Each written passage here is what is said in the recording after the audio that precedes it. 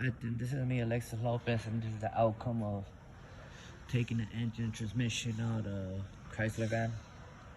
So as you see, there's no engine or transmission. We take everything apart for the block will get sent to the shop and get a refresh. It's always important to keep everything organized in its own little corner. Right here we also got this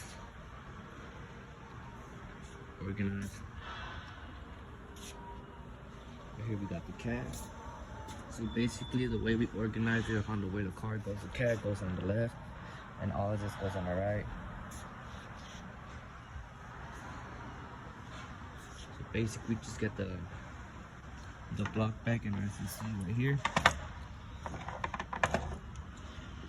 this little cut. And if you put another one of these on another piston, it won't fit. And just comes like a little cut right here, where they're perfectly aligned and they go together. Timing chain,